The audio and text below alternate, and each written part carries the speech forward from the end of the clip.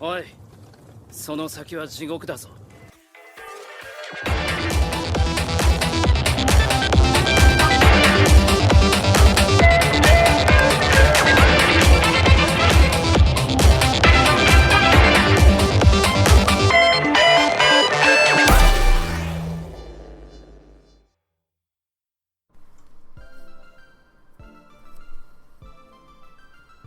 This is your show. Oh! I'm so used to doing... Please keep this in. Of course. I'm literally sitting here, like, waiting for you to go, this is the gorge! Because I have it, like, burned into my brain now. Shit. I was hoping. Suck!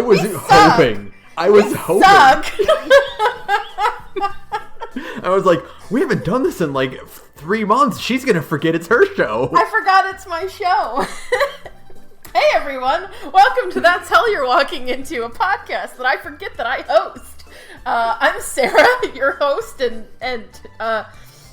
dubiously qualified lore master of all things related to the Nasu-verse, and this is Ben, my lab experiment, I suppose. I'm the homunculus you need to impart knowledge on so that I can fight in the Grail War. Yeah, exactly. That's totally it. And here on this show, I forget to do the intro almost every time. And also, this is a show where Ben asks me questions about fate and mostly about fate. Sometimes, like, Tsukihime gets involved, and I tell him every time, like, that's a Tsukihime thing. I can't speak authoritatively about it, and I think I've done that in every single episode we've ever done. So, you know, it's fine. If you're here, that means you're a patron. Just thank you for tolerating this. Thank you for your money and for tolerating the fact that I don't know how to do my job. In my defense, we haven't done this at this show in like 3 months, like Ben said. We've been doing Pathetic Fools for the past couple months instead. So we're back to Fate. And then we were like gone for all of June because life happened. So this is technically the June episode of That's Hell You're Walking Into. So yeah. Should we just kick this off, Benjamin? So that I can try and cover my ass for ruining the intro again? Yes, I have a very big question to start off with. No. So, what do you mean, physics didn't exist before 1 BC? I am assuming this question is because there was a meme or a shitpost going around on Tumblr that listed a bunch of, like, the insane shit that is just, like, an incidental, incidental background shit in Fate, right? Yeah, okay. It was one of those just like, here's a list of things that happen in Fate, and I'm like, I know most of these already, actually. Then I saw that one, and I was like, excuse me? Cool, okay. So this has to do with the Age of Gods, right? So... Oh, God. Okay. So... This is like you can kind of divide the timeline of the Nasu-verse into the Age of Gods and the Age of Man, right? Mm-hmm. And the Age of Man is kind of mimetically said to be like beginning in 1 BC. Like, kind of with the birth of Christ is when you start to kind of have the demystify. It's very interesting that it happens with the birth of Christ and going forward, the demystification of supernatural elements in the world. Right, okay. Because the way that... We kind of talked about this a little bit more, but we can talk about it in further depth. The way that magic kind of functions in Fate is that it's all based off of mystery, right? Right. The less you know about something, the more powerful it is. Right. That is why servants hide their names and their true abilities, is because it literally makes them more powerful. Right. And also, The more you understand, like, the math behind something in Fate, the less mystery it carries, which kind of makes it ordinary. And since perception is such an important thing in, like, the way magic works, if you start thinking of something as ordinary, obviously it loses its power as, like, a public perception thing, right? Mm-hmm. So as time goes on, like, the age of man kind of kicks into full gear, and as people start to try and, like, perceive the world not through the lens of gods and magic, but through, like, rational thought and science, physics kind of come to be. So they wished hard enough. So it's orcs. It's Warhammer orcs, is what you're saying. But the rational version of it. Yeah, because, like, so every kind of culture during the Age of Gods is ruled by its own gods, and every one of these cultures kind of had their own creation and destruction myths. And so it was the gods that set the rules, right? Mm-hmm. Like, that's why you could do impossible shit during the Age of Gods, was because, like, gods existed and they were able to do impossible shit. So that's why, like, magic was way more powerful, was because you existed in a set of laws of reality that allowed you to do crazier things. And as those laws became demystified and became studied, they became normalized and lost their power. And so physics kind of became a thing. Like, even stuff like gravity, because, you had, like, gods just, like, flying around and shit. But then as the gods became less of a factor in people's lives and, like, humanity became earthbound, like, the law of gravity kind of got invented. Like, because it was a law of gravity, gravity exerted its force on people. Does that make sense? That's insane! So what you're saying is that the reason the god characters in FGO can all float is because gravity isn't real for them? Yeah. The laws of physics literally do not apply to them. That is some, like, horseshit about how, like, the earth is flat for elves in Lord of the Rings. Yeah. But that's literally it. That's literally why, like, why magic worked differently in different parts of the world. It was because the gods set the terms of reality, and so, like, what the gods could do what the gods could do in Japan is different from what the gods can do in Mesopotamia, for example. And they all had their own domains. Think of it like, this is actually going to come up in a second. They're called, like, layers. It's like layers of reality, and each layer of reality was kind of determined by, like, gods and phantasmals and all of these, like, very like, higher concept magic shit. They set the rules, but as they lost power,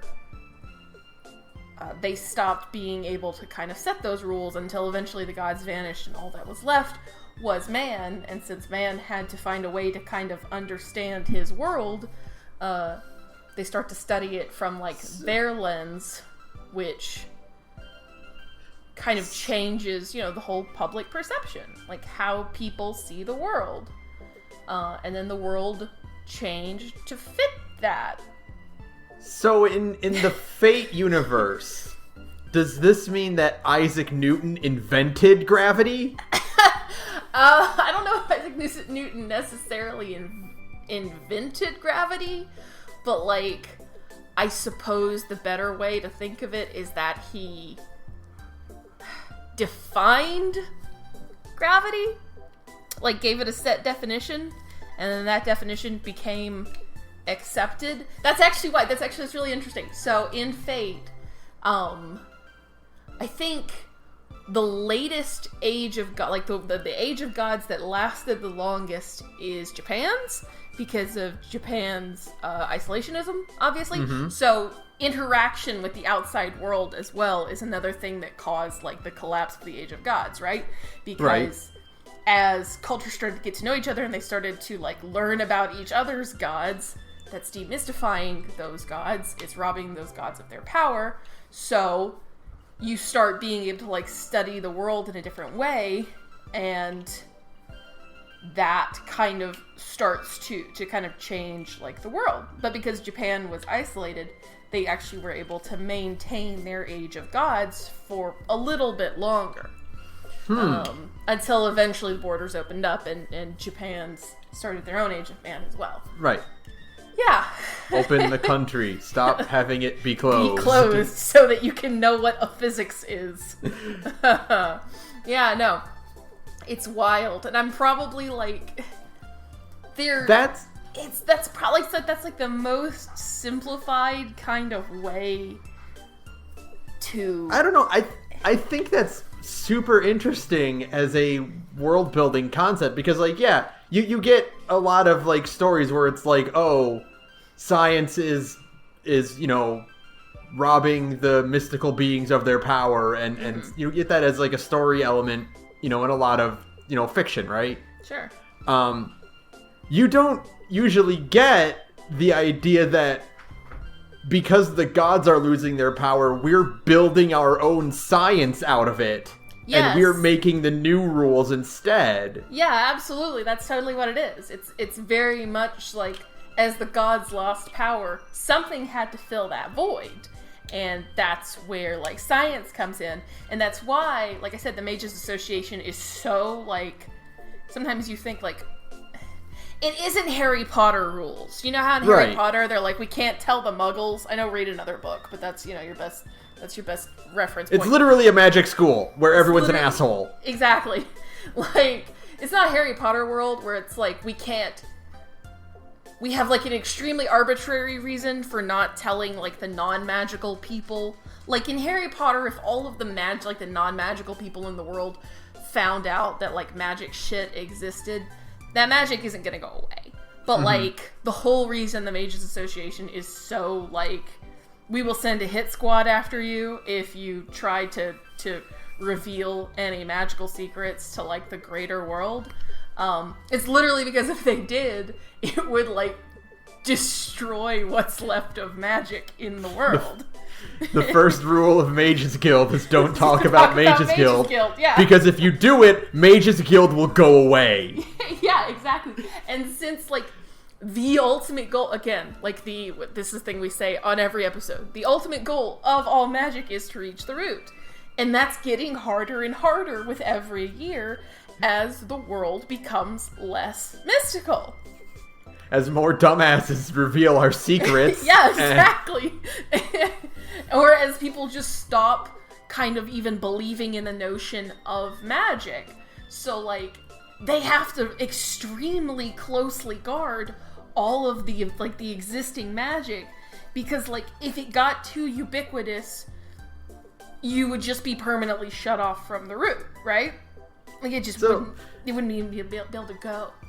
So, like, in the 70s, the Mages Guild, like, saw, like, Carl Sagan on TV and just went, "Aw, shit. Motherfucker!" Yeah, basically. Aw, damn it. Ah, crap. That actually... Excuse me. This is just me spitballing, but we've talked before about Fate Extra and how Fate Extra is a divergent timeline where in the 1970s, basically all of the magic started to go away, like, really quickly. until we were left with, like, the setting that we have in Fate Extra, where, like, the only way you can do magic is through the internet, essentially. And it's kind of like, I wonder if that is what it was that, like, the advent of space travel and, like, scientific learning, like, really accelerated the total collapse of magic as we know it in, like, the Extraverse? I don't know. I don't think that's ever been... Maybe it is in, like, the Extella games. I haven't gotten around to playing those yet, because I heard they're kind of bad. Maybe they explain it more there, but I don't think they do, because the Extella games are set exclusively inside the Moon Cell. So, like... I don't think they go into they don't have a lot of, like, care about what's going on Earth. But, I mean, that could be why. That literally could be why, like, all the magic disappeared in the Fate Extraverse. Is because of, like, the advent of, like, higher sciences, you know? Yeah, like probes. Yeah, that, and just, like, the invention of, like, the motherboard or computers in general, like, yeah, just that kind of thing is just like that technology boom ended up wiping out magic. I think I'm just, like, obsessed with the endless paradox of just like the hopeless uphill battle of it's like if ghosts were real, but if enough people said ghosts aren't real, then they would go away. But also, you can't tell people ghosts are real, because then they'll also go away. Yeah, that's kind of what happened to, like, ghosts and shit, too. Like the underworld is a real thing in Babylonia. You can go there. You can literally open a hole in the ground and go to the underworld. Like, the underworld is a physical domain that you can just accidentally stumble into in the Age of Gods, because people believed in the underworld. People believed if you went deep enough, you would hit hell. And so it existed. Like, you could just do that. And then, of course, as the gods lost their power, that stopped being a thing. You just could you dig deep enough, you're not going to hit anything except molten slag. Right. I love it. I think it's extremely cool. It's probably a very dumbed down, like, explanation of it, because there's also, like Gaia and Alaya, which are kind of like the two opposing forces of, like, the planet itself. But we don't have time for that. That's a whole nother episode. I think I've touched on it a little bit in, like, previous episodes, but, like, I think I could probably do, like, a full episode on just that. Primus and Unicron. Yeah, it is Primus and Unicron, basically. Yeah. It's just, now that I'm thinking about it, this whole idea, just the idea of just, like, if you don't believe in it, it goes away, but if you look into it too much, it also goes away. Yes! It is exactly like that bit in the Simpsons episode where Homer gets smart. And he's like, and he stops Ned and he's like, I was trying to figure out a new tax system and I accidentally proved there's no God.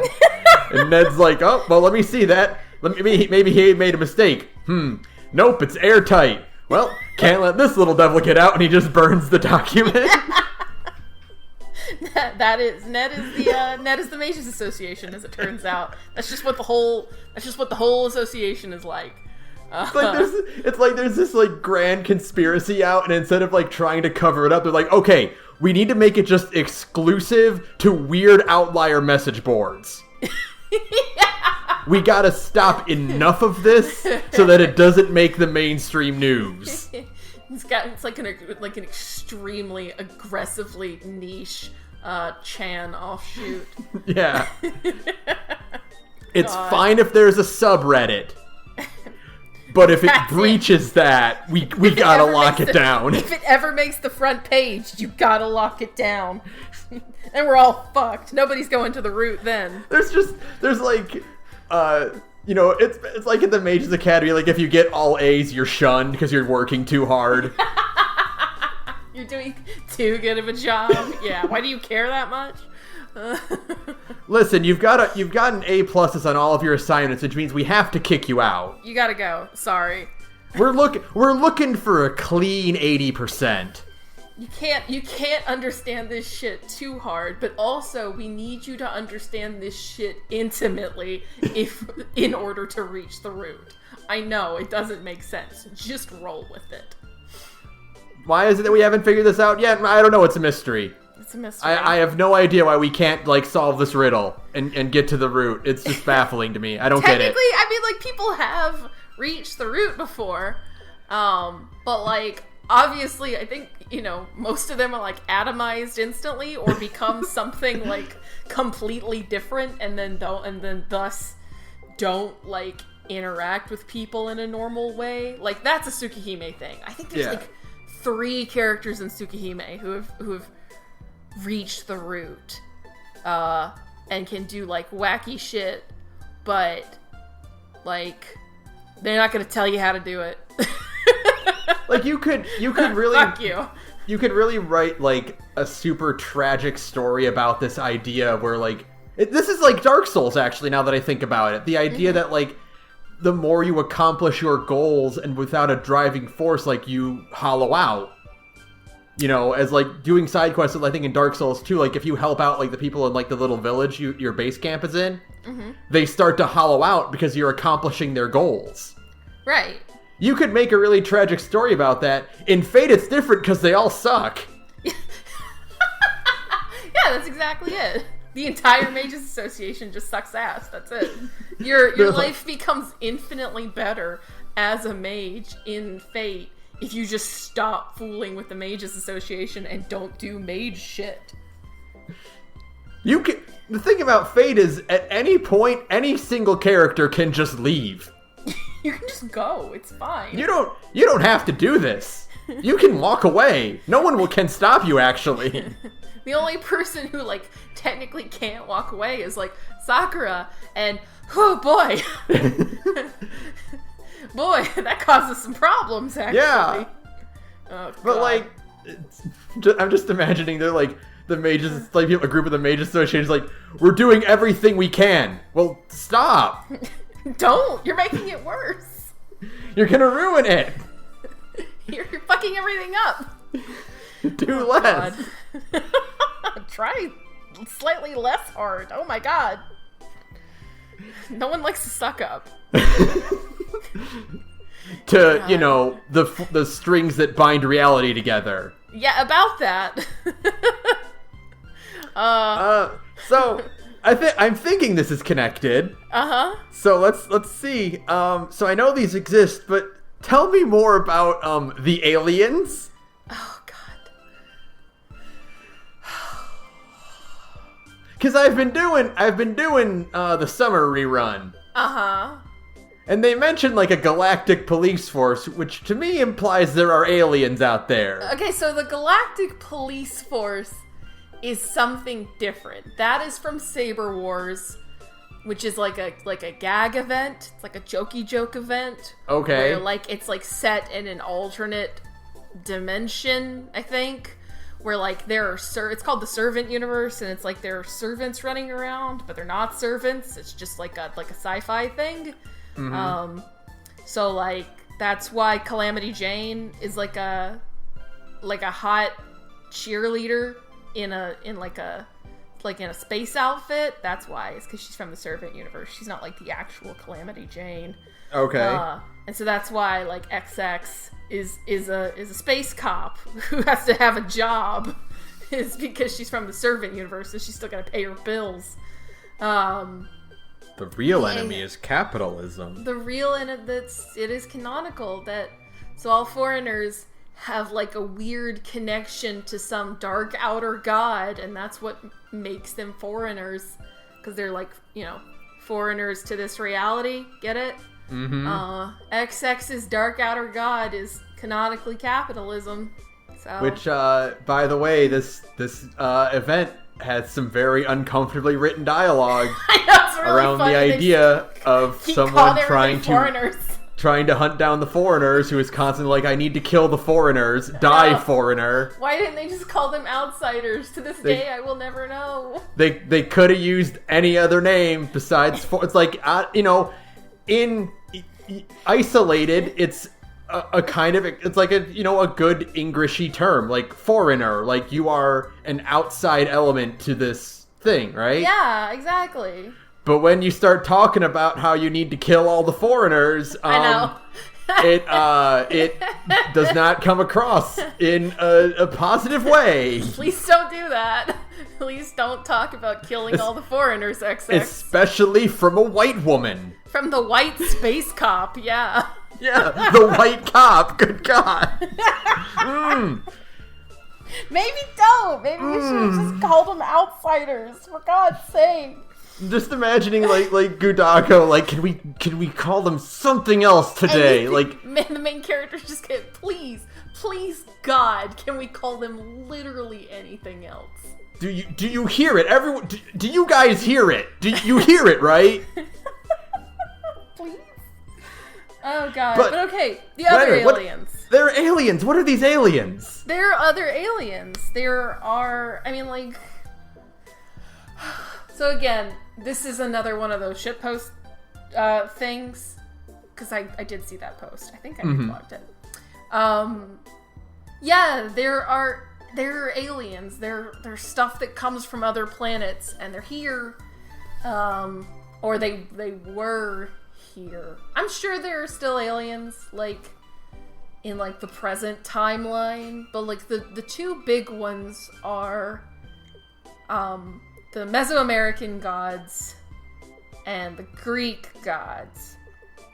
The Greek gods are a little spoilery, but I think I've shown you pictures of the Greek gods in Lost Belt 5. I think we've talked about this before. I think so, yeah. Okay, so we'll start with the Mesoamerican gods, because it's a little bit smaller. The Mesoamerican gods are, they are, fuck, Ben, I hate this question.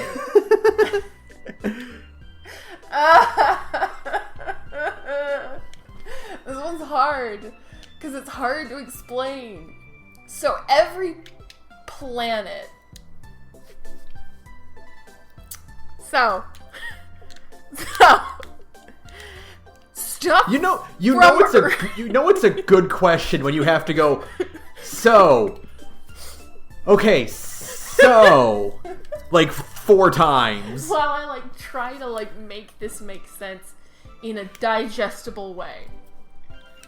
So stuff that isn't from Earth that comes to Earth is not bound by the laws of Earth. Holy shit, for real? Yeah, for real. Because every planet has its own version of Gaia, excuse me. Alaya is the other one. It has its, and so like they are bound by those rules from their planet. And so when they come to Earth, they kind of exist in their own sort of like sphere. That's so fucked up. It's extremely fucked up. And so like the Mesoamerican gods and the Greek gods are both alien species that came to Earth during the Age of Gods and just kind of took over. Like their respective cultures. And so I think, and this I won't know for sure until I actually get to play Lost Belt 5 at the end of the year, but I think that in becoming becoming the Greek gods and the Mesoamerican gods, like when the Age of Gods ended, they kind of fucked themselves. Oh yeah, I mean they would have, because if they tied themselves to Earth then. Yeah, like once people stop believing in the Age of Gods, they kind of stop being. So you've seen Artemis, big titty white hair goddess. Yes. So like she is like that form of hers is just like the form. All of the Greek gods have like human forms in Fate, but that's just like the form they took to interact with mortals. Right. Right? Mm-hmm. The Greek gods are actually giant sentient spaceships. You did tell me that. It owns. That one I did know, and that is super raw. It owns. It extremely owns. Yeah. So, like, there's... And I mean, like, you know... It's just, to me, this is one of the harder things. Because, like, it's also kind of hard to... Well, for one, I'm trying to avoid any spoilers on, like, who the alien god is. Because that's like a Lost Belt spoiler that I haven't even hit in, like, NA yet. So, like, trying to research this in any way is just, like, me just, like, dodging the bullet of who the alien god is. So you're doing a mage association. You're like, I can't look too hard into this. Can't look too hard. But I do know that much about, like, aliens do exist, and they come to Earth, and they, like, the rules just don't apply to them because they are not of Gaia, right? Right. They are of their own thing. And it's a huge mess. And it owns. And technically, I think that that's also, like, why, like, humans are so destructive, is that, like, humans are not technically of Gaia. They're of Alaya, which is, again, like, a separate will on Earth. And so that's why, like, humans can do all sorts of, like, you know, like, they can be so problematic is because of that. And, like, the gods are, like, the gods and the phantasmals and all that shit, they are of Gaia. Yeah, it's a mess. I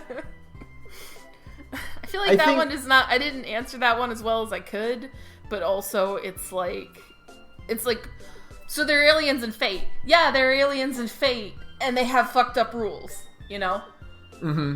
So...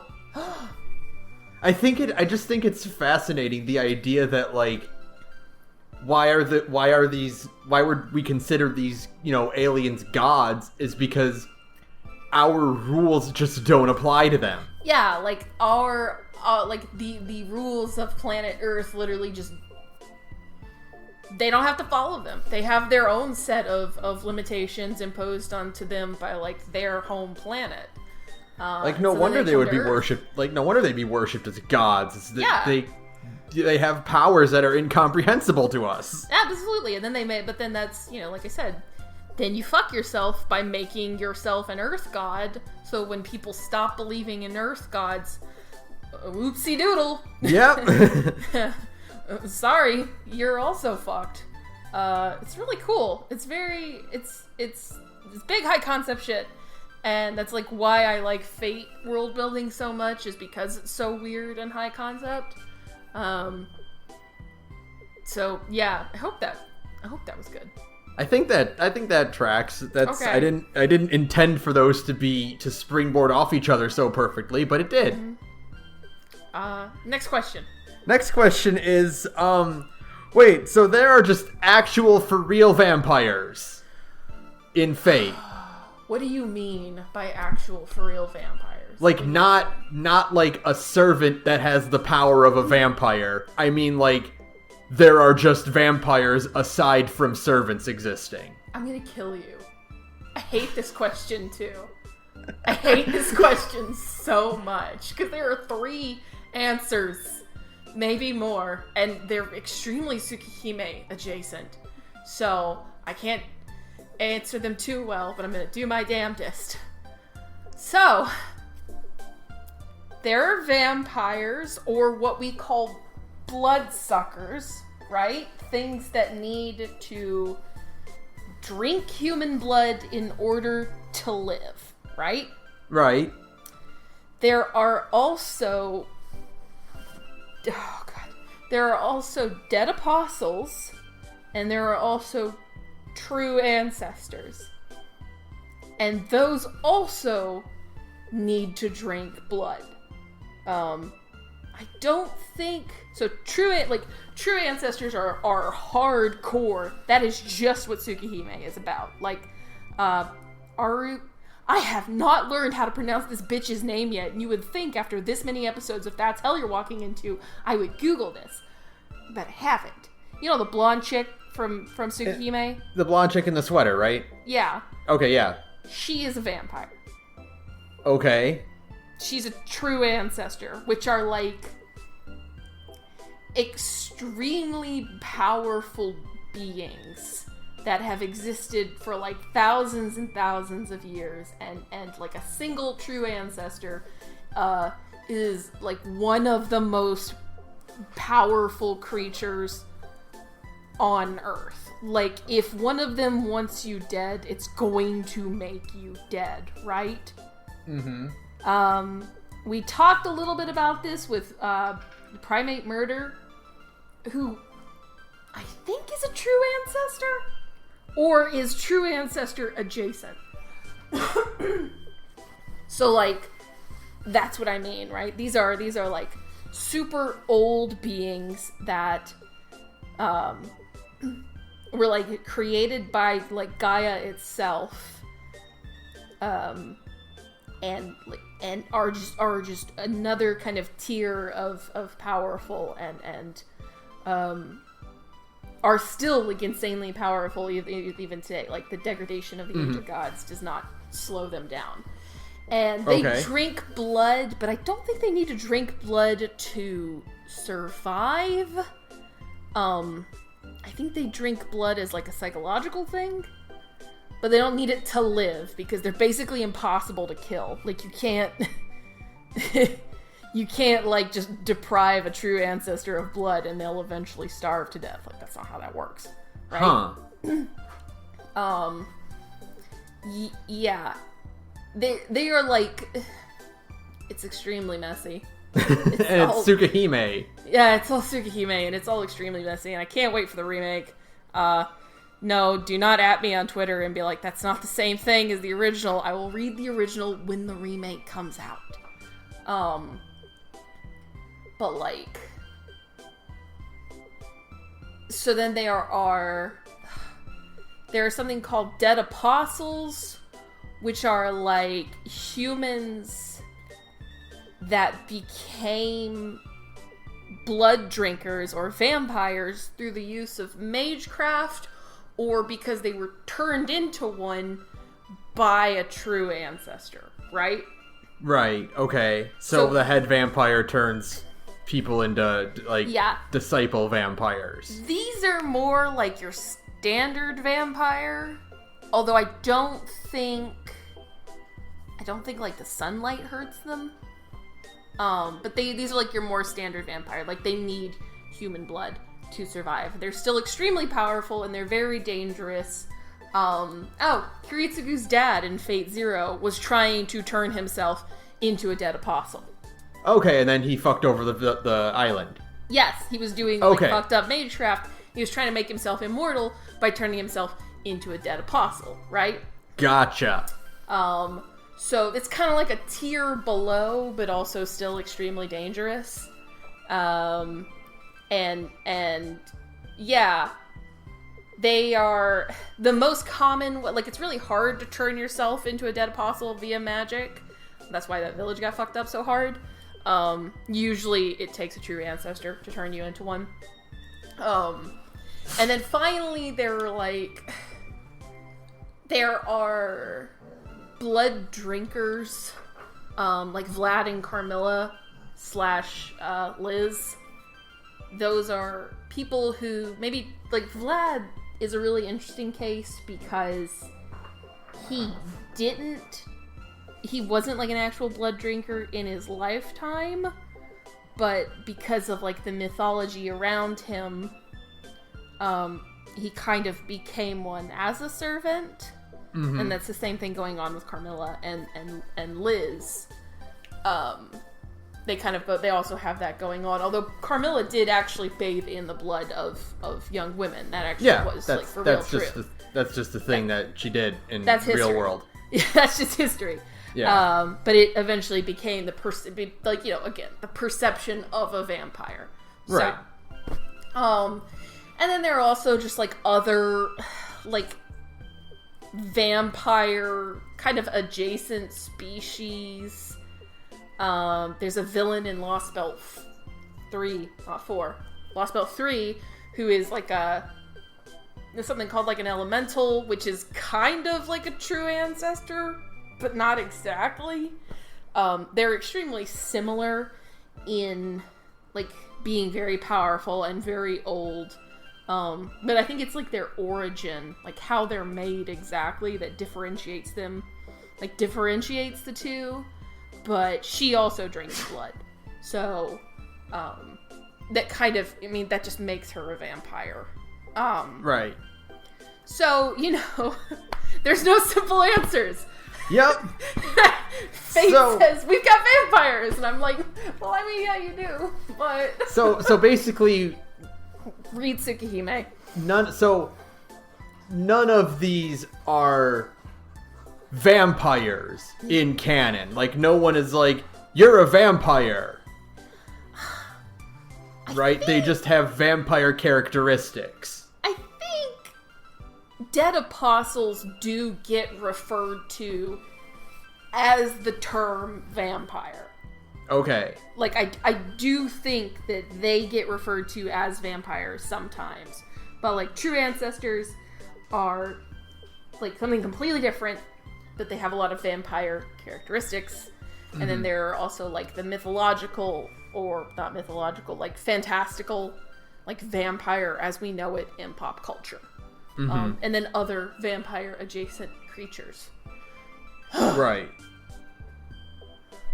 Okay, because like when I saw that part in the meme, yes, I was expecting more like a JoJo thing. No, where it's like aside from stands, things like vampires and ghosts are just real and exist in the universe. Right. I mean, like, technically, yes. I mean, like. There is other types of magic shit other than just, like, servants and stuff. And so, like, vampires and ghosts do fall into that purview. Right. But it's like, it's one of those, it's not like, there's a difference between, like, having a creature that drinks blood and, like, likes to bite people and a thing that is in universe referred to as a vampire. Right. Yes. It's complicated. Yes. Like everything in Fate, it's complicated. Like everything, it's Fate, yeah. I hate this episode. You keep asking hard questions. Well, These are really hard. I only have one more to go. I only have one more to ask you, and hopefully this one will be pretty simple. What is Rongominiad? Rongominiad. Rongominiad? So Rongominiad... It's not an easy question. Not an easy question. It's not an easy question at all. I mean, it is an easy question. There's an easy version and a hard version of this answer. Okay, easy version first. Rongominiad is the spear of King Arthur, right? Right. It's a spear that was given to Arthur. It's extremely powerful. It is kind of like another holy weapon. It's like one of... I think it's that Arthur had 13? Like nifty things like Excalibur, of course, and Pridwin, and also Rongo is one of those things. And it in Fate it takes two forms. There is the Holy Lance of King Arthur.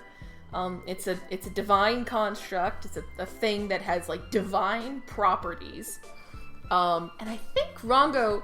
So there's that really iconic shot of Artoria on top of the mountain of bodies, and she's stabbing Mordred.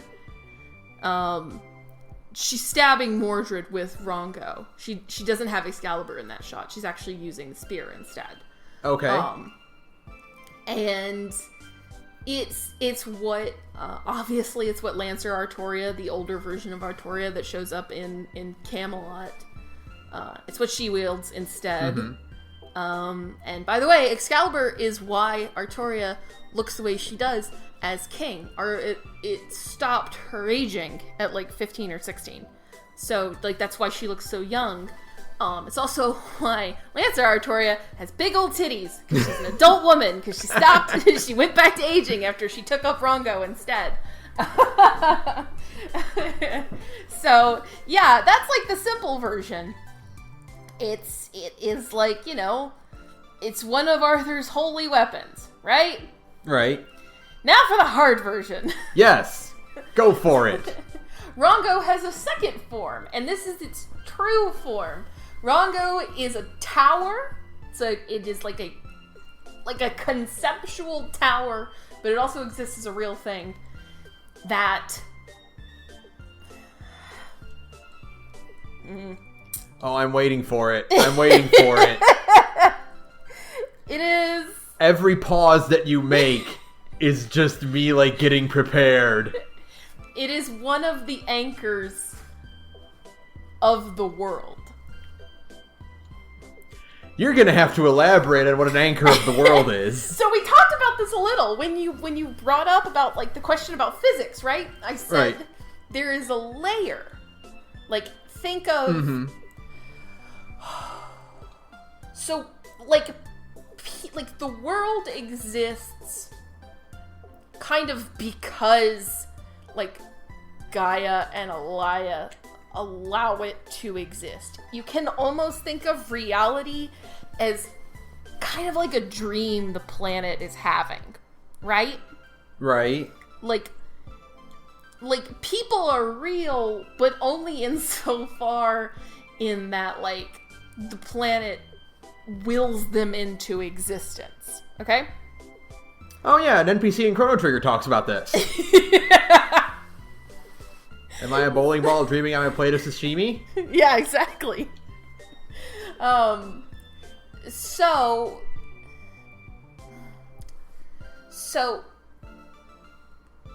think of reality as like a layer that's kind of wrapped around the planet, like a blanket, right? Okay. The top side of the layer is our world. The reverse side of the layer is kind of like, I mean, it's obvious. It's literally called, hold on, it's in my notes. Wait. It's literally called the reverse side of the world, where the bottom part of that layer is kind of like where all the gods went. It is like the kind of the like domain of, like, phantasmals and gods and shit like that. And they can never cross over because of things like Rongo that literally keep the layer of reality pinned down. Huh. Yeah, I played Melody of Memory. It's all Kingdom Hearts, baby. Kingdom Yeah, Hearts all the way okay. down. Yeah. And so, like, it's kind of, that's, I don't want to spoil anything here. No, because you're actually playing Fate Grand Order right now. But Yes, I am. Like, the Lost Belts are extremely interesting. No, but like, legitimately, there is a bit in Melody of Memory that I think is helping me understand and grasp this concept. Tell me. It's the idea. Okay. So, the idea being that, where did Sora go at the end of Kingdom Hearts 3, right? Right.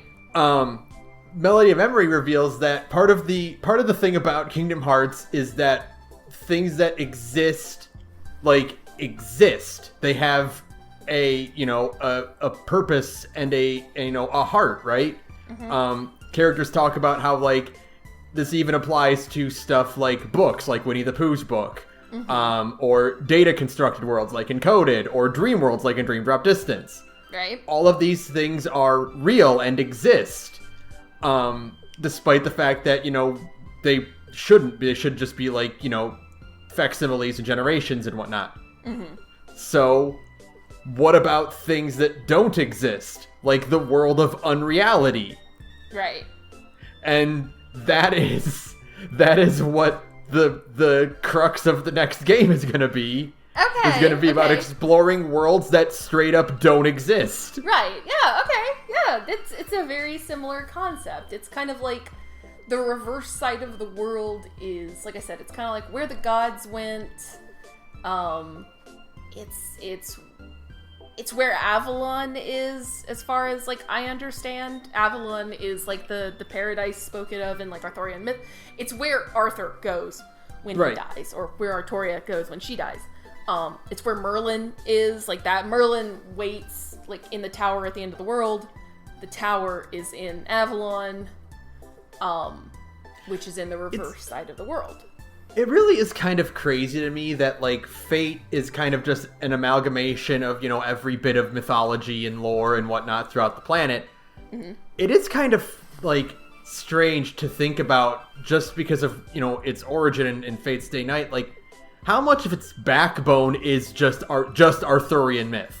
Oh, yeah. Kinoko Nasu read The Once and Future King and really, really liked it. Like, everything is here, but, like, the core of it, the thing that, like, once you dig through everything else, you will always find is it all ties back to Arthurian. Yeah, I actually think that's really fascinating to me. I don't know. I mean, a part of it is just that it's really, like I said, it's very obvious that Nasu just likes Arthurian myth because despite everything, despite the fact that, like, Arthur is a lady and Mordred is a homunculus conceived through redacted. Through things that we don't talk about. I think we talked about once, and I don't really want to talk about ever again because I don't like that part. I don't like that part. Yeah, like the core is extremely faithful to, like, the myths. Like, it's talks about, like, Bedivere has a fake arm, and Bedivere in, like, Arthurian legend sometimes has a prosthetic arm. Like, these are things that I'm always really surprised by. I really like. Well, learning stuff like Rongominiad is an Arthurian thing is interesting to me because, like, it never comes up, like, in pop culture ever. No, actually, one of the really funny things to me is that because we're both big Fallout 4 heads, right? Yeah. The Pridwin is the airship in Fallout 4. That's King Arthur. Like, that's a King Arthur reference. Actually, surf, it's like Rider Mo. We call them Surf Mo. Mm-hmm. They are surfing on the Pridwin. It's a surfboard. It's been turned into a surfboard. Because, like, most people's, like, the general knowledge of Arthurian myth is King Arthur. He has knights of the round. You might know some of their names. Mm-hmm. Mostly Lancelot. Yeah, Lancelot. Merlin is part of it. There's a sword and a stone. There's also a sword called Excalibur. Sometimes they're the same. It doesn't matter. Right. And that's pretty much where, they went on adventures. Yep. And that's pretty much where it ends. Right. So I just think, like, and it is kind of funny because, like, King Arthur, like, the Arthurian myth is so ubiquitous with just, like, pop culture in general. It is kind of weird that there's just so much about it that is not common knowledge. Right, yeah.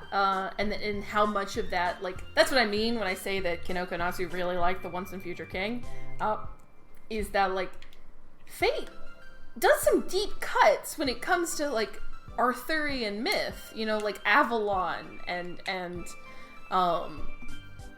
the whole idea of, like, Bedivere failing Arthur, like, in his moment of need, and the collapse of Camelot because Lancelot had an affair with Guinevere, everything going on with Agravain, who is, like, a fucking... If you've ever seen the I Hate Women screenshot from Fate Grand Order, yes, that's Agravain.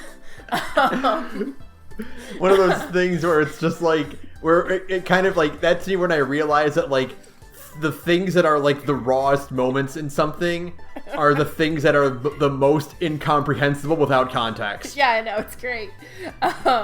Agravain, he's a huge fucking mess, and the reason his character is such a fucking train wreck is, like, intimately tied to what was going on in his actual myth. I love that stuff. It's actually really interesting. Okay, so we're gonna take a detour because this was something I was talking about with my other Type Moon chat. So we talked about the concept of grand servants before, right? Yes. Grand servants are the base class that all other people within that class kind of draw from. Like, it is like the perfect distillation of the ideas of that class. Which is what Hassan is, right? Yeah, so King Hassan is the Grand Assassin. Well, he was. He steps down from the role. You can kind of, like, stop being that. Because you can, like, a Grand Servant can never be controlled by a Master, because they're, like, too powerful. Mm-hmm. But you can kind of, like, drop your rank and become just, like, a regular servant. And that's what King Hassan does. But, like, King Hassan is the Grand Assassin. Merlin and Solomon both qualify as Grand Caster. Caster Gil actually could be a Grand Caster, and doesn't. But he meets all the requirements for being one. Because he's the biggest Mary Sue in Fate. Yeah, of course, absolutely. Yeah. And Romulus, the founder of Rome, he is the Grand Lancer. And like the true Orion is Grand Archer. Who else? So I think that leaves we don't know the Grand Rider, or who qualifies as Grand Rider. We don't know the Grand Berserker. But the really interesting one is who could possibly be Grand Saber? Because what is the most famous sword in the world? Excalibur. It's Excalibur. We already have Saber. She is like, King Arthur is probably the most famous swordsman in the world, right? Right, I would say so, yeah. I would say that I can't really, off the top of my head, think of a more famous sword. Right, no, absolutely. That's the sword that, like, is the defining sword for pretty much everything else, except I guess maybe Guts' sword. Because Guts' sword also spawned its own, like, lineage of swords. Genre of swords. Yeah. But, like, if you put a gun to, like, a normal person's head and said, name a famous sword. Yeah, they're gonna either say Excalibur or the Sword of the Stone. Yeah, which, that's actually Caliburn, but, yeah. you know, normal people don't know that. Yeah. It's Excalibur. So, like, the big question is, who could possibly be the Grand Saber? Like, because we already have, unless, like, the big twist of Lost Belt 7, when we finally get around to talking about the alien god, and almost certainly, like, the Grand Saber shows up to save the day, because that's gonna be, like, the big culmination of you know, of, like, FGO, just kind of in general. Right. Is it gonna be another... You know what? I'm saying this out loud. Of course it's gonna be another Artoria, right? Like, there's 16 versions of Artoria. It's gonna be King Arthur. Like a dude? Like, no, because he's already in the game too! No, Proto-Arthur is in fucking FGO. He sucks! But isn't he, like, Arthur prototype? But he is Arthur. I mean, yeah, he's Arthur prototype, but, like, that is, like, the dude version of King Arthur. I guess it could be like Artoria as, like, the king, but I mean, like, we've seen that too. Like, Saber is Artoria as king. I don't know. I'm legitimately racking my brain to think of just, like, who could be a more ubiquitous sword fighter than King Arthur. The only person, and I like pitched this in my Type Moon chat, and I think it's kind of fucking lame, like, personally, but so Musashi, right, in FGO is a hot chick, you know, of course. But important distinction, this one time, Musashi, like, so normally when, like, we get a servant and they're historically male, but then you summon them and it's a hot girl, it's like, oh, well, I was secretly female the whole time, you know? Right. Actually, another side note. Sorry, this keeps happening. Neat little side note is that it's kind of implied that Ushiwaka is trans and just wanted to be, like, a girl in her life. And so when she was summoned, got to just be a girl. You know, that's kind of neat. Yeah. But in the case of Musashi, FGO Musashi is specifically from another dimension.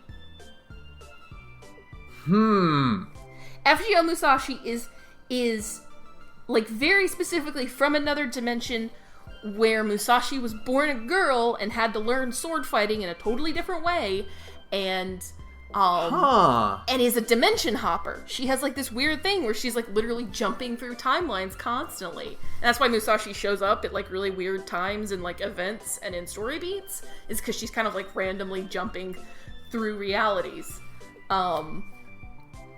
So like the only person I think would be extremely fucking lame, because like I like the regular Musashi so much mostly. Right. But I think, like, the only other swordsman who could possibly qualify as a Grand Saber would be the true Musashi, right? Because, like, people know who Musashi is. I'm literally, like, Zoro? But, like, yeah. But that's not, like, a historical figure. Right. Like... I'm just trying to think of, like, if you, like, walked to a random person and said, like, name a famous swordsman. Yeah. Like, name a famous person who has a sword. They're gonna say King Arthur. They're gonna say King Arthur, they're gonna say... Like, that's gonna be it, like, 99% of the time. Yeah, like I'm trying to even think of, like, a fictional character who Link? has a sword. Yeah, Link. Can't do that. Who is just King Arthur. Like, the Master Sword is just Excalibur. It's explicitly a sword in the stone. Yeah. God, I literally have no idea who would be better than King Arthur. I know, that's it. There is no other option. Like, it has to be King Arthur, right?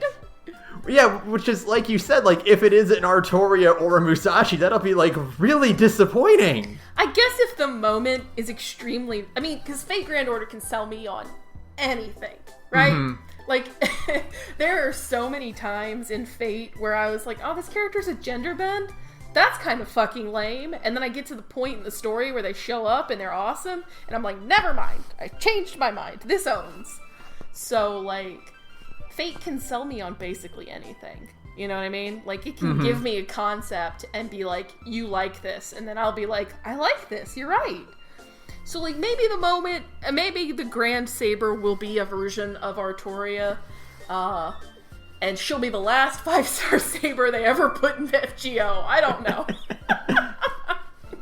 Maybe we'll get a single target version of Artoria, because I think all 3 Saber Artorias in FGO are AoE. Like, and I hear you people out there. I hear you going to your keyboards right now. I'm saying Saber Artoria, not fucking her Archer version or her Lancer version or her Caster version.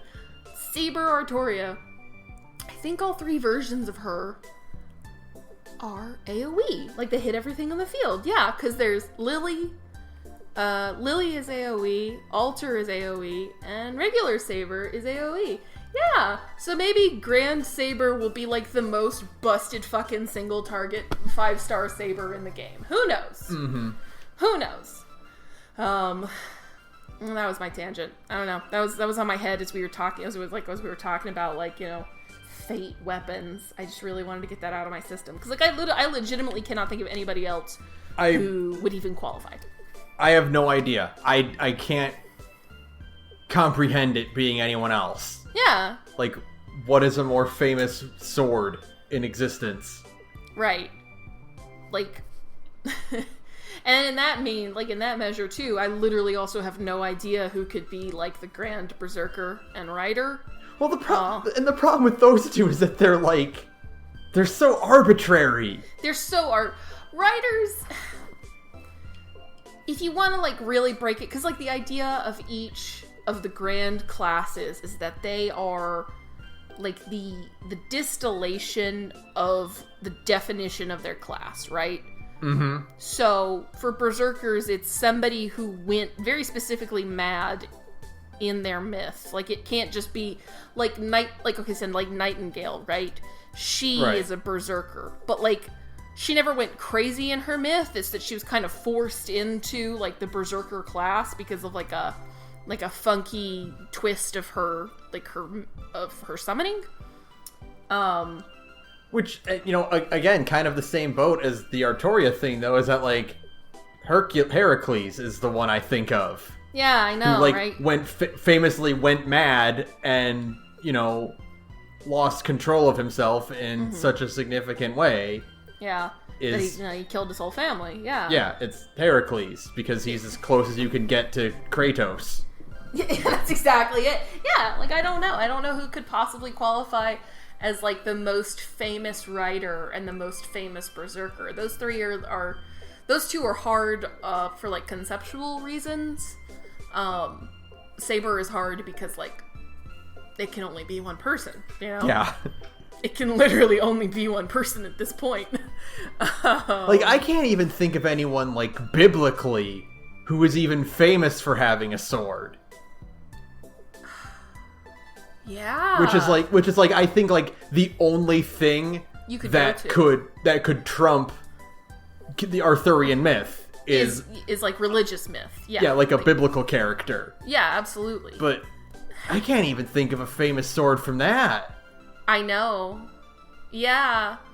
The most famous weapon in the Bible is the Lance of Longinus. Yeah. Yeah, it's really hard, right? I don't know. I was thinking, I did think, and this is probably not going to be the case. The only person I could think of who's a really ubiquitous, somebody who went insane in myth is Samson when he pulls the Colosseum down. Mm-hmm. Kind of that, but not really. I don't know. I would really like to see who, because that wasn't madness. It wasn't a berserker state. It was a desperation last move. Yeah. Yeah, that's true. I was thinking him too, but yeah, he wasn't he didn't completely lose his mind when he did that. He would make a good berserker. Sure, absolutely. If I had to think of a class to fit him, it would be that, but I don't think that's, I think it's Heracles is the one you think of the most famous, rage. Yeah, berserker rage is Heracles, yeah. Or Wolverine, but they can't do that. You can't do that one either, yeah. I'm trying to think of anything from classical literature. But, I don't know. I'm very fascinated by the grand classes. I think they're very cool, just as a concept. We haven't had any lady grand classes yet. I think they've all been dudes. So maybe one of the last three will be a lady grand class. I mean, other than Artoria, who is obviously Grand Saber again. Right. I don't know, but it is a very interesting idea. It's a thing you'll learn a little bit more about in Babylonia. You learn, they kind of explain the grand classes there. And yeah, I don't know. There's a lot to learn in Fate if you haven't picked up on that yet. Does anyone wield Caliburn? Yes, Fate? Lily does. Okay, Artoria Lily. She uses Caliburn. Poor Lily. Okay. Poor Lily. If we want to do our monthly Sarah talks about FGO gameplay for a second. Poor fucking Lily. I think this year they actually add her. She's the only 4-star in the friend point gacha because she sucks that much. Wait, oh god. Oh no. God love her. She has an extremely bread and butter kit. She has a mana burst. I think she has a star bomb where she gets 20 stars or something like that. Mm-hmm. And I can't remember what her other skill is. It might just be a charisma, maybe a crit damage up. But the problem is, so you've asked me this before, and it's what's the kind of the difference between a 3-star and a 5-star other than rarity? And the answer is the upper limits of their stats, right? Mm-hmm. The highest, right? The highest you can get a 3-star Saber's attack is still never going to get as close as you can get a 5-star Saber's attack, right? Right. Poor sweet Lily has the stats of a 3-star Saber. but she's a 4-star. She's a 4-star servant. Yeah. That is the problem I'm running into with like Ruler Martha, where it's just like she cannot match the damage output with other characters. Well, yeah, of like the same star rank. Yeah, she is a ruler for one, so she has no class advantage, but also like, well, she only has class advantage over moon cancers, right? Right. And she takes just neutral damage from everything. She deals neutral damage and takes neutral damage from everything.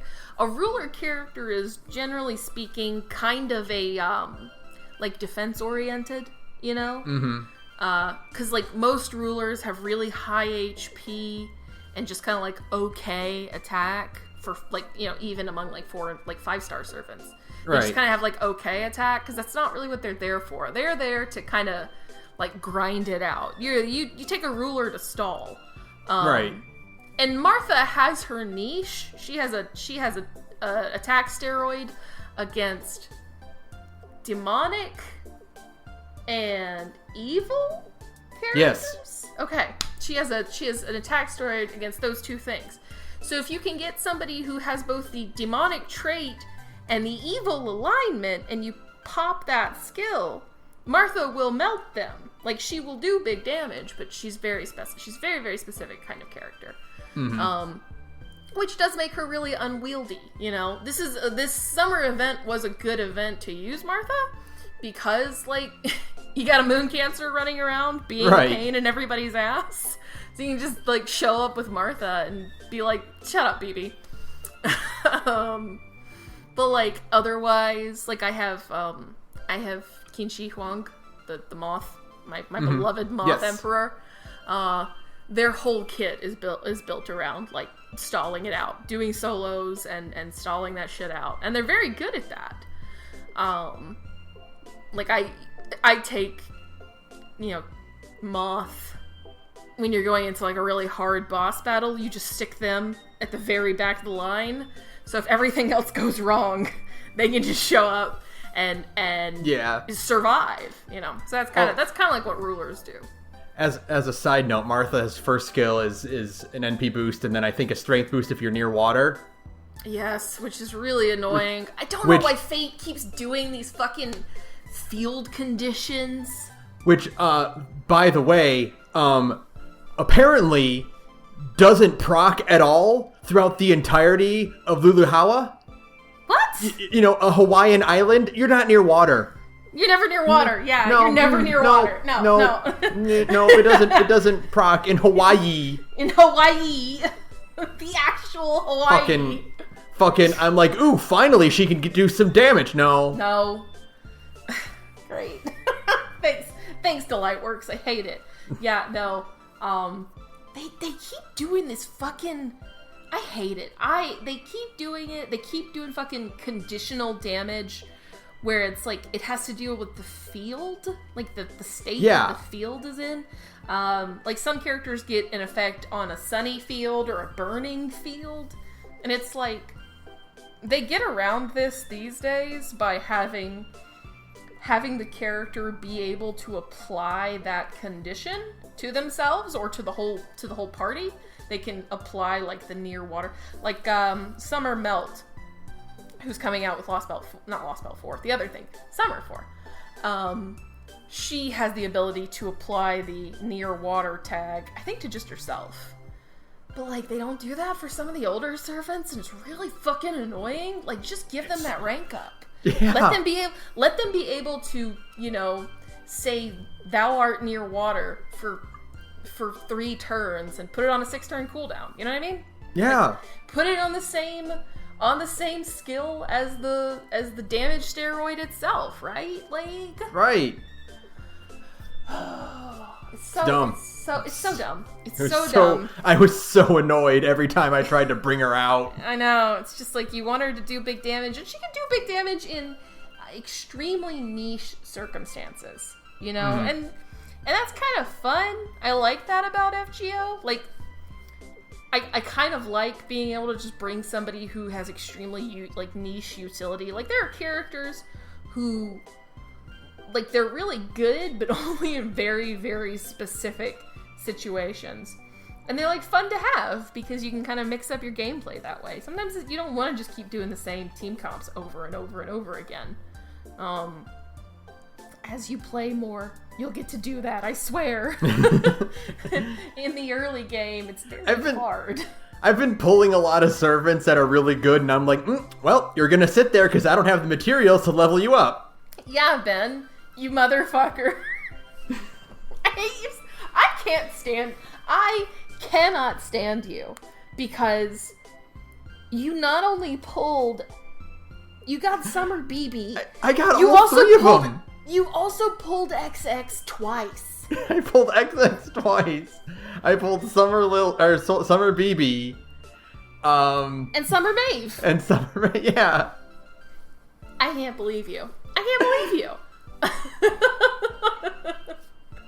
Like, I didn't get it. No, that's not true. I got Summer Maeve at NP2, and that was it. Like, I'm never gonna use Summer. I have so many fucking single target sabers. Like, I'm never gonna use her. Even if she has her niche, I'm never gonna use her. So, fuck. I mean, they're all just gonna sit there until I can start getting some materials. You'll get there eventually, my man. I promise. It'll happen. I took big advantage of the event, the anniversary event, where you could just continuously grind out every single material mission. Yes, thank God. That's a good way. And like I said, starting this game when I did was hard, because like they didn't give you free materials for beating story chapters. They were just like, here's a single quartz, go fuck yourself. It's like, have fun grinding nodes that have a 30% drop rate for the material you need. You need 12 of them, you know? It's like, oh, that's cool. I literally the only reason I leveled Blackbeard, even though he is neither good nor do I like him, except for how he is in Summer 3. The only reason I leveled Blackbeard was because his interlude has a guaranteed drop of 11 pages, which is an ascension material. And I needed those 11 pages, and I had the experience cards to go around. So I literally farmed embers until I could level Blackbeard far enough to unlock his interlude, then did his interlude and got his pages so that I could level Nidochris. That was it. It's just like, I need these, thank you. That's why I'm still grinding out that the one specific event or mission in the summer event, so I can get one more painting summer. You're so close. Either one way or another, you're gonna get it. One way or another, I'm gonna get it. It's just, I sit there and lose my soul doing the exact same mission over and over again. There are other nodes that drop painting summer. You could try one of those instead. But but this one gives me technique, so that's the one I need to get the painting summer at 800,000. Right. So it's like, if I try to do another one, I might not get it, but at least with this one, I'm going to get it eventually. You're going to get it eventually. This is the Fate Mercy pull. Yeah. That's Fate for it. And it's like, the drops are cruel, man, because like, I hate to tell you this, but I was just kind of bored farming and got a painting summer. It just showed up. I wasn't even trying. I'm just hoping that eventually it'll just be like, oh, there it is. Okay, I'm done. I can leave now. You're free. You're finally free. But eventually you'll either hit 800k. If you hit 800k, frankly, you should just say fuck it and grind to 1 million technique, so you can also get the lore. Not like you can even use the lore forever. No. But the lore is what. So all servants have like different skill leveling requirements, right? Like it takes different materials to level your skills, except for one thing. All skills to go from level 9 to level 10, which is the highest level, you have to use a crystallized lore. That's it. That's the only material. Problem is that crystallized lores are very hard to get. So, yep. That reminds me, just as a quick side note. Yeah, what? I know that you can use Holy Grails to level servants up. Mm-hmm. Is there a finite amount of Holy Grails in the game? Or are they just tied to beating events or like chapters? Technically, like you get a Grail pretty much with every event. Mm-hmm. So like, I guess there is technically, if you only ever do the story, there is a finite number of Grails, but like because they're always giving you Grails with events and stuff, there are ways to earn Grails. Okay. You know what I mean? Right. But like if you only like if for some godforsaken reason you only ever played the main quest of Fate Grand Order, which I can't fathom somebody doing, but I'm sure they exist. There is like a finite number of Grails. Yeah. Mm-hmm. Okay. But that's not a problem. Plus they like these days sometimes there's like little mini events where they'll like release like a really hard like boss fight, and that'll also give you a Grail. Like I think when CCC becomes like a main, like an interlude that you can just beat like without having to do the event sometime next year, I think you can get 2 Grails from that, because you get one from beating the story, and you get another one from beating the super hard or super long, I guess, King Protea boss fight. But you get a Grail from that too. So yeah. But yeah, Fate. There's a lot to learn. It just keeps happening. More Fate keeps happening, and the more I play, the more I'm like, wait, what? Huh? Yeah, it's so much. And this was a hard episode. You asked a lot of like hard questions with that have like it's when you're in math class and the teacher is like, your homework is only 3 questions. And then those questions all have like an A, B, C, and a D. That's what you did. You were like, I only have a couple simple questions. What does Rongo Miniad me? There's 2 answers to that. What is a vampire? Oh God. What is a vampire? Can anyone truly know what a vampire is? I say to you, no. No, you can't know what a vampire is. There is no answer. There is no answer. Vampires aren't real. That's the answer. Get out of my house. Okay, well. Oh, God. So that was it for technically June. Next week, I'm going to have more questions for you. I'm going to have to do this again in like less than a week. Oh my God, no. Help. Okay, well, please look forward to that. Thank you all for being so patient for getting this content out. Hopefully now we can go back to like a normal release schedule in August. Yes. So you will have your bonus content out in a timely manner instead of the fucking mess that this last month and a half has been. Cramming 4 bonus content episodes into like a week and a half. Yeah, like 2 weeks, week and a half, yeah. So please look forward to that. Look forward to more if that's hell you're walking into. There'll be another episode of Takeout soon as well. So I still haven't picked what that is yet. I gotta think of something good. I don't know how I'm going to top Treasure Planet 1982. So, it'll be fun. It'll be fun. Either way, thank you all for listening, because if you're here, that means you're a patron again. Thank you for your money. Thank you for your support. We love you all very much. If I got anything wrong, you're on the Discord. If you're listening to this episode, you're on the Discord. Come yell at me. Yeah. It's fine. And we'll talk about it there and tell me exactly how wrong I am. I think I did okay with trying to break it down into like very simplified terms. And I do want to do an episode or like a segment of an episode about Gaia and Alaya at some point, like in more depth. So look forward to that. Yes, that'll be fun. Good night, guys. Good night, everyone.